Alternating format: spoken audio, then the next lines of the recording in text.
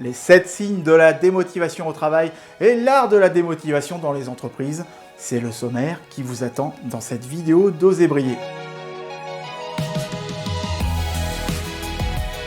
Vous ne le savez peut-être pas, mais depuis 2014, j'accompagne les salariés qui veulent se reconvertir mais qui ne savent pas dans quoi, et je les aide aussi à trouver une idée de projet professionnel et à changer de métier ou à créer leur propre activité.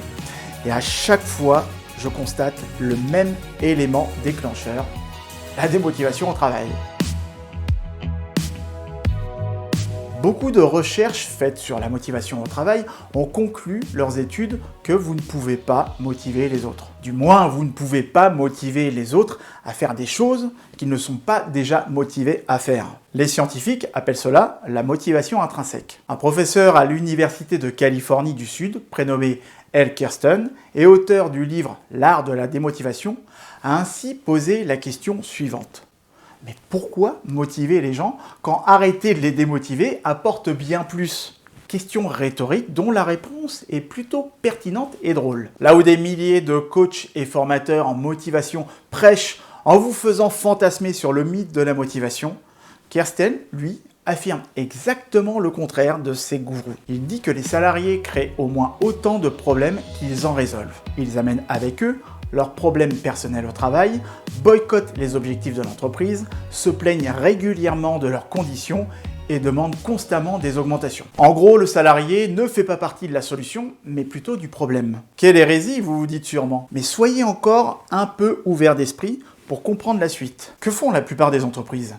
Elles cherchent à vous motiver en maintenant votre engagement et votre implication. On vous fait participer à des séminaires qui coûtent un bras, on vous inscrit à des ateliers pour vous former à la créativité ou des formations pour devenir de meilleurs managers. Et la plupart du temps, voire très souvent, ce sont des tentatives vouées à l'échec. Beaucoup de ces actions ne donnent aucun résultat. C'est en partie pour cela que L. Kirsten recommande ironiquement, dans la démotivation radicale, en affirmant qu'au lieu d'infantiliser les salariés comme des ados ayant besoin d'attention et d'amour, il préconise de les traiter comme des adultes qui ont un jour contractualisé un accord avec l'employeur et d'échanger aussi du temps et des compétences contre de l'argent. Dans ses recommandations, il propose la recette de la démotivation suivante. Un cadre et des instructions de travail claires, peu de liberté d'initiative, un salaire raisonnablement faible. Ça démotive les gens, mais c'est ultra compétitif et bon marché. Mais d'un point de vue managérial, c'est du génie, car les gens démotivés sont plus faciles à satisfaire, car ils n'attendent plus rien de leur travail. Ils ont besoin de moins d'attention. Cela démotive les gens, mais c'est bon marché. Elles ont besoin de moins d'attention et de travailler plus pour surmonter leurs doutes vis-à-vis d'elles-mêmes. Après tout, ça pourrait être pire. Vous l'aurez compris, c'est satirique. Vous devez d'abord comprendre ces subversifs et ces actions anti-motivation pour prendre conscience que cela vous est défavorable. Ça peut vous paraître évident, et c'est pourtant de véritables théories managériales qui sont enseignées dans certains séminaires. La plupart des entreprises sont souvent plus proches de cette satire que ce que l'on peut voir sur les posts LinkedIn qui, à entendre leurs utilisateurs, qui parlent de leur entreprise comme la Great Place to Work, en traduction, pour les personnes qui ne sont pas forcément anglophones, c'est l'endroit dans lequel il faut absolument travailler. Et à les entendre, il n'y a aucune entreprise où la démotivation et la souffrance au travail est prédominante. Les conséquences destructrices de la démotivation au travail.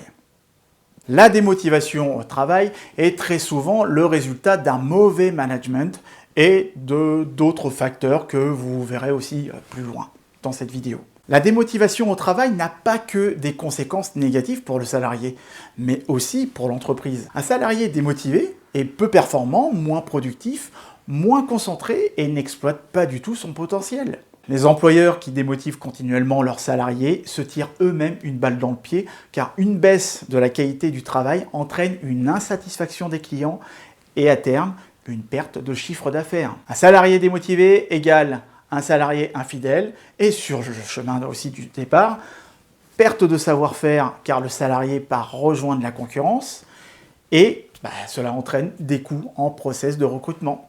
Et aussi de licenciement, voire de démission, ou de rupture conventionnelle. Pour le salarié, la démotivation au travail s'illustre par une perte de sens et de plaisir au travail.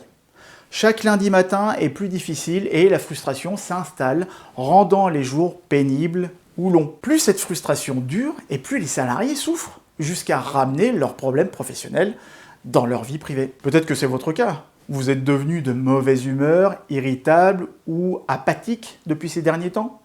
Peut-être que vous évacuez sur votre entourage votre frustration le soir en rentrant chez vous. Ce qui le fait aussi souffrir d'une certaine manière, on sera d'accord? Si c'est votre cas, n'attendez pas d'être dans l'épuisement professionnel pour agir. Changez quelque chose dans votre situation professionnelle ou changez de métier. Peut-être que ce serait une meilleure alternative pour vous. Quelles sont les causes de la démotivation au travail et de ce qui vous frustre? Beaucoup de managers gagneraient en temps et en énergie en intégrant cette idée. Il n'est pas nécessaire de motiver les salariés, il suffit d'arrêter de les démotiver. Après tout, le premier jour de votre CDI, vous êtes déjà motivé. C'est bien plus tard que vous devenez démotivé. Et pourquoi? Parce que certains employeurs ou managers savent détruire cette motivation au travail avec une aisance déconcertante. Différents experts du management du National Business Research Institute du Texas se sont penchés sur ce qui est efficace pour démotiver un salarié au travail. Ils ont donc dressé une liste alarmante des péchés capitaux des managers qui alimentent la démotivation au travail et qui permettent de répondre à la question « Quels sont les facteurs de démotivation au travail ?» Et le premier, une mauvaise ambiance de travail. Si vous n'êtes pas bien avec vos collègues, rien d'étonnant que vous alliez au travail en moonwalk tous les matins. Les conflits, la formation de petits groupes exclusifs ou l'intimidation sont des problèmes que votre manager doit résoudre. Et c'est son rôle de vous apporter un cadre de travail stable et sécurisant, car un salarié satisfait, c'est aussi un salarié motivé. La rémunération a un impact majeur sur le sentiment de reconnaissance. C'est étonnant le nombre de salariés qui savent exactement ce qu'ils gagnent plus et qui gagnent moins, mais surtout si c'est juste ou pas. Les collègues qui empochent les plus grosses augmentations dans des cas de favoritisme sont des tueurs de motivation pour l'entreprise. Le salaire est une marque d'appréciation, elle vous motive jusqu'à la prochaine augmentation. En revanche, ne pas toucher d'augmentation contribue à la démotivation au travail de manière définitive. Rien n'est plus frustrant que l'isolement imposé par un manque de communication de la hiérarchie. Qui n'a pas déjà souffert du manque de proximité de son ou ses supérieurs, de leur incapacité à vous écouter totalement et surtout à vous entendre et à vous proposer une communication autre que par email? Si vos N+1, +2, +3 ne s'intéressent pas à vos préoccupations et ne sont absolument pas engagés dans leur rôle de manager, la démotivation au travail s'installera jusqu'à vous faire quitter votre job. Un stress ponctuel peut vous amener à vous dépasser et à performer à court terme. Mais une pression constante qui vous amène à vivre un stress permanent sur plusieurs semaines n'est pas seulement nocif pour votre santé mentale, mais elle alimente votre démotivation au travail. Encore aujourd'hui, de nombreux salariés, employés, même voire des managers et des recruteurs sont convaincus que vous êtes plus performant sous la pression, ce qui est complètement faux. Surtout lorsque vous avez le sentiment de rester dans cet état de stress permanent alors que vous avez fini votre journée de travail acharnée. Une pression, oui, ok, mais raisonnable et ponctuelle. Vous ne comptez pas vos heures, vous êtes engagé dans votre métier et veillez à toujours rendre un travail de qualité. Pourtant, votre situation n'évolue pas, on vous confie les mêmes missions et responsabilités avec le même salaire. En revanche, le faillot de service qui n'est pas meilleur que vous, pour ne pas dire qu'il est incompétent, lui se voit attribuer les meilleures missions, les promotions et les primes. Je voudrais pas être catégorique, mais avouez quand même que vous avez déjà expérimenté les contextes de travail où les managers préfèrent promouvoir les incompétents qui suivent bêtement ce qu'on leur dit de faire, sans se poser de questions pour ne pas qu'un jour, ils ne leur fassent de l'ombre. Soit vous êtes en médiocratie, soit le favoritisme règne dans votre entreprise. Pléonasme? Peut-être. Dans ce genre de cas, peu importe ce que vous ferez, ce qui compte, c'est la faveur du patron, grand facteur de démotivation au travail.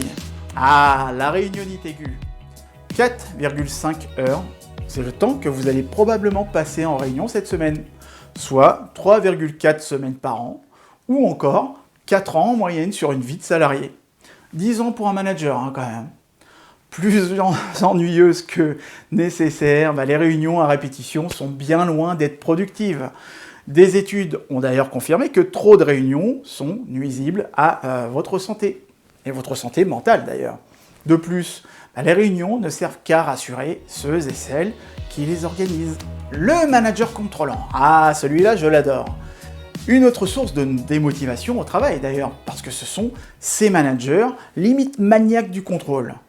Un manager qui vous envoie constamment des messages sur WhatsApp ou par email pour savoir ce que vous faites, ou à l'inverse, qui ne peut ni déléguer, ni vous faire confiance, voire vous prive de toute possibilité de faire votre travail dans de bonnes conditions. Ce besoin de contrôle est très souvent causé par une certaine insécurité et on peut dire une certaine névrose aussi. Mais une névrose à part entière quand même. C'est un manque de confiance envers vous, mais aussi, avant tout, envers eux-mêmes. Allez, je vous donne un dernier bonus, c'est l'impossibilité d'évoluer. Les opportunités de carrière faibles ou inexistantes ont longtemps été considérées comme un tueur absolu de motivation sur le lieu de travail. Surtout si, par exemple, quelque chose de différent a été communiqué lors de l'entretien d'embauche par rapport à ce qui est requis plus tard sur le lieu de travail. Les employés doivent pouvoir profiter des possibilités d'avancement dans leur entreprise s'ils veulent poursuivre une carrière. Tout le monde veut évoluer, changer et progresser dans son métier. Cependant, si vous constatez qu'il est impossible d'évoluer dans un avenir proche, vous vous désengagerez de plus en plus de votre travail et votre conscience professionnelle ne pourra rien y faire. C'est le dernier facteur de démotivation au travail et cela vous donne l'impression d'avoir un plafond de verre au-dessus de votre tête. À quoi bon rester engagé dans votre travail si vous n'avez aucune chance de promotion ou d'évolution dans votre entreprise ? Si on ne vous propose pas de nouvelles responsabilités, de formation pour développer vos compétences ou de nouvelles opportunités pour avancer dans votre carrière, cela engendrera votre propre démotivation au travail. Et si vous n'apprenez plus rien dans votre job et que vous ne vous sentez plus utile, moi je suis plutôt catégorique sur ce plan-là, vous n'avez plus aucune raison de rester dans ce que vous faites. Sortez de votre situation, ne gâchez pas ces prochaines années en restant dans un job qui ne vous correspond plus. C'est peut-être le moment pour vous de faire renaître vos propres aspirations, de vous lancer dans ce projet de reconversion que vous repoussez depuis des années, ou bien encore de créer votre propre activité en lançant votre side project. Donnez-vous la permission de renouer avec votre enthousiasme et votre épanouissement professionnel. Alors si vous voulez trouver une idée de projet professionnel et évaluer la faisabilité de ce projet de reconversion, ne cherchez plus, pensez au coaching. Je vous invite à me contacter sur mon site osebriller.com et à me contacter à l'aide de l'onglet séance découverte, à m'exposer votre projet, vos attentes, ce que vous recherchez exactement. Quant à nous, on se retrouve pour une prochaine vidéo. D'ici là, prenez soin de vous, profitez-en et osez briller dans votre vie.